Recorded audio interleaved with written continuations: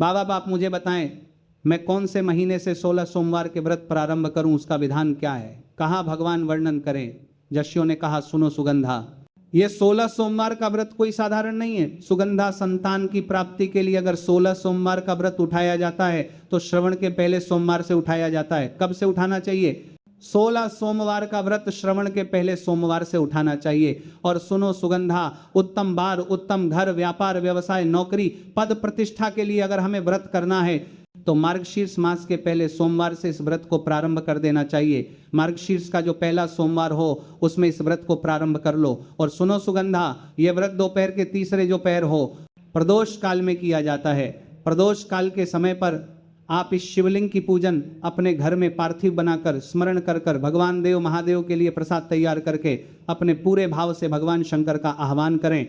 आप आटे से या चूरमा बनाकर या मलीदा बनाकर जो भी बना रहे हैं उससे 3 हिस्से करें। साथ के इस 16 सोमवार के व्रत और पशुपति व्रत में अंतर भारी है। पशुपति व्रत में 2 हिस्से मंदिर में चढ़ाए जाते हैं और 1 हिस्सा स्वयं को खाना पड़ता है, पर 16 सोमवार के व्रत में यह भाव है कि 1 हिस्सा भोलेनाथ का रहता है, दूसरा हिस्सा शिव भक्तों के लिए रहता है और तीसरा हिस्सा आपके लिए रहता है। यदि पूरा न खा सके तो दूसरे को भी अपने हिस्से का प्रसाद दे सकते हैं। एक बड़ा सुंदर प्रसंग आया है। 16 सोमवार के प्रसाद को कई माताएं जब 16 सोमवार का उद्यापन करती हैं तो 16 जोड़े आमंत्रित करती हैं और 16 जोड़ों को घर में बुलाकर जब भजन करती हैं तो वो 16 जोड़े जो भजन करने वाले होते हैं वे ही उद्यापन में शामिल होते हैं। हम तो आपसे यहाँ तक कहेंगे कि अगर किसी के यहाँ मोहल्ले, कॉलोनी या घर में 16 सोमवार के व्रत का उद्यापन हो रहा हो तो वहाँ भजन, भंडारा या प्रसाद खाने के लिए अवश्य जाएं। पर ध्यान देना, अगर 16 सोमवार के उद्यापन का प्रसाद मिले तो दोनों हथेलियां फैलाकर श्री शिवाय नमस्तुभ्यम कहकर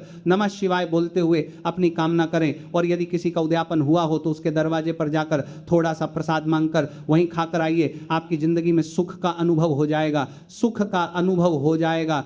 तो अगर कोई पूछे कि यह कथा कहां से ली गई है तो बता देना, नरसिंह पुराण में इसका वर्णन आता है। कौन से पुराण में? नरसिंह पुराण में वर्णन में आता है कि मार्ग से जाते हुए किसी शशि ने देखा और यह कथा प्रकट हुई।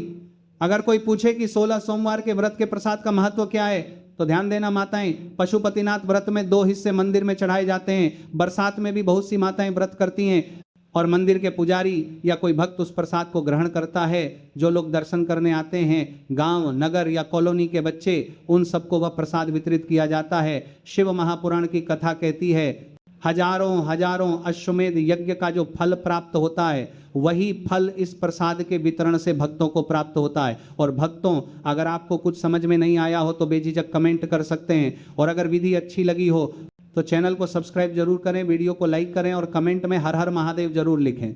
हर हर महादेव।